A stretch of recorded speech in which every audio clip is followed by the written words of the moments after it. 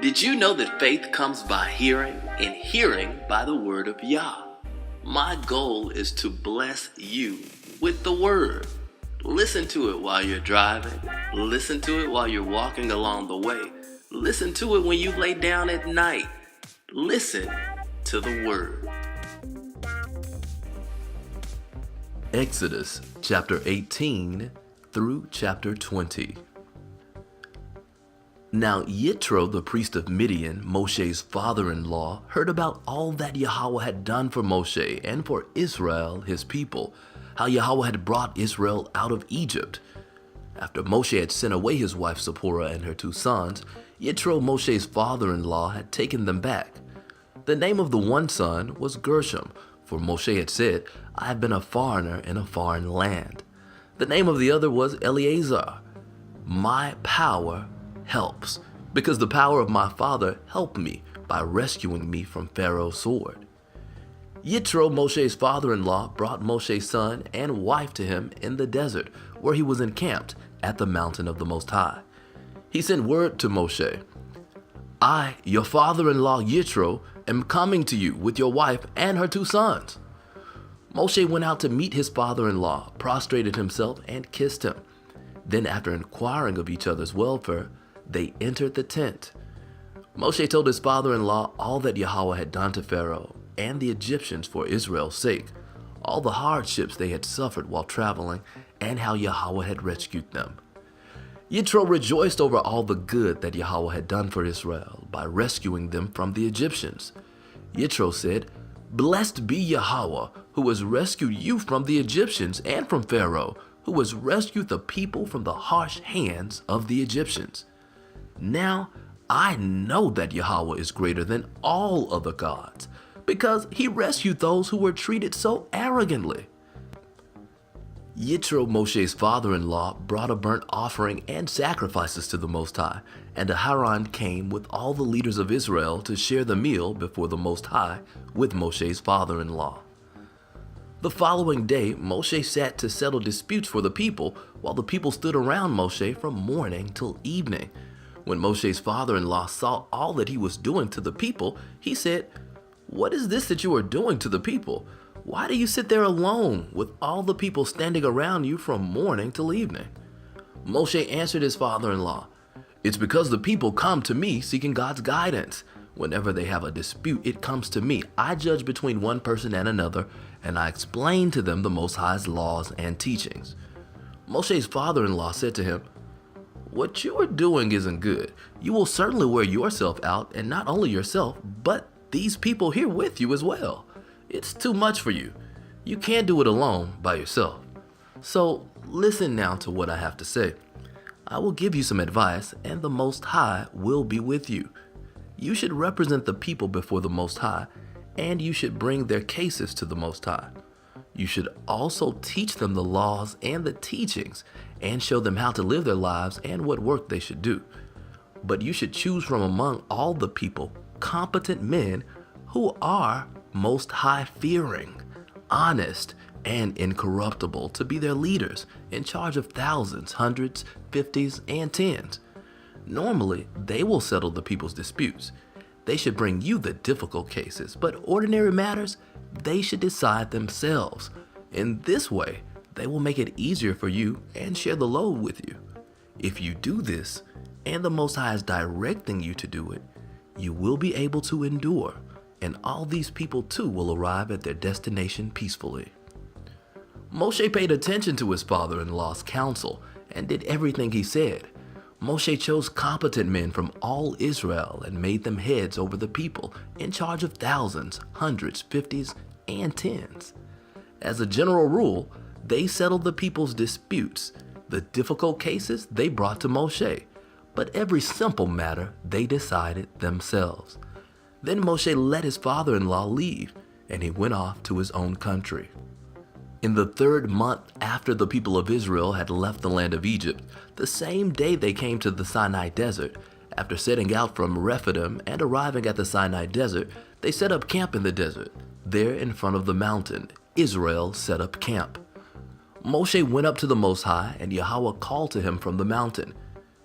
Here is what you are to say to the household of Yaakov, to tell the people of Israel. You have seen what I did to the Egyptians, and how I carried you on eagle's wings, and brought you to myself.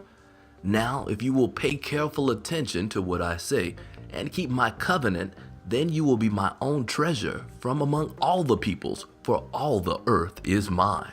And you will be a kingdom of Kohanim for me, a nation set apart.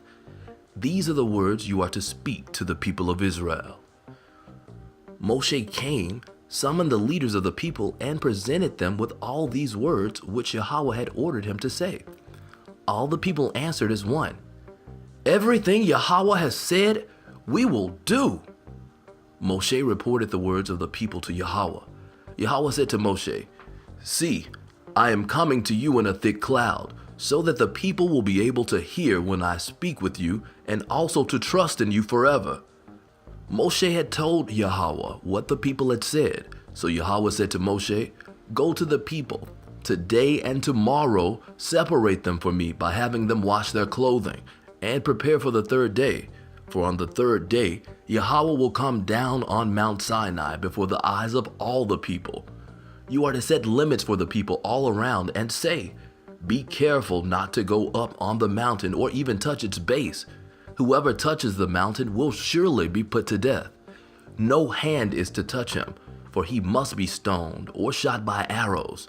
Neither animal nor human will be allowed to live. When the shofar sounds, they may go up on the mountain.'"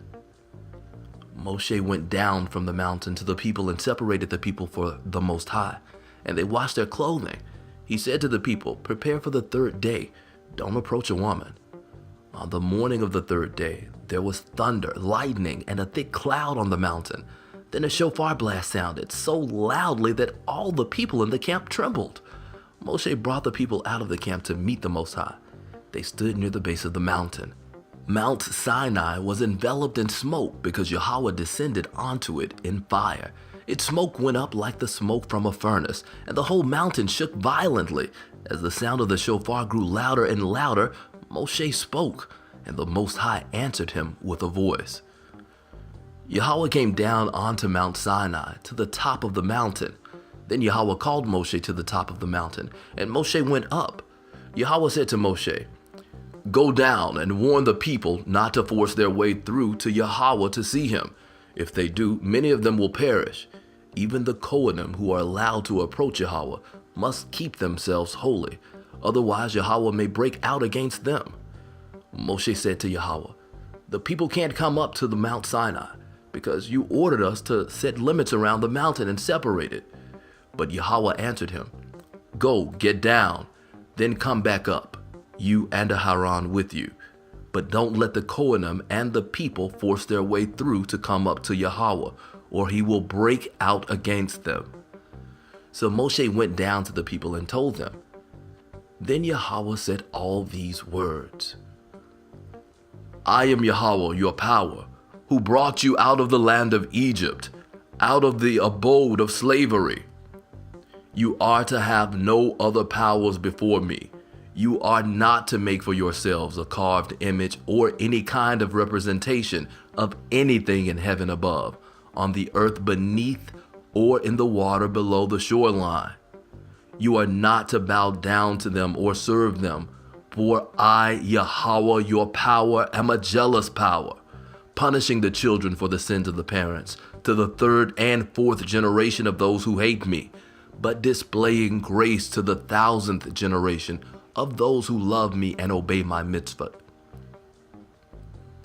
You are not to use lightly the name of Yahweh your power, because Yahweh will not leave unpunished someone who uses his name lightly. Remember the day, Shabbat, to set it apart for the Most High. You have 6 days to labor and do all your work, but the 7th day is a Shabbat for Yahweh your power. On it, you are not to do any kind of work, not you, your son, or your daughter, not your male or female slave, not your livestock, and not your foreigner staying with you inside the gates to your property. For in 6 days Yahweh made heaven and earth, the sea, and everything in them. But on the seventh day he rested. This is why Yahweh blessed the day, Shabbat, and separated it for himself.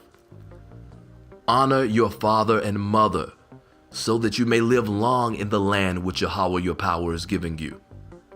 Do not murder. Do not commit adultery. Do not steal. Do not give false evidence against your neighbor.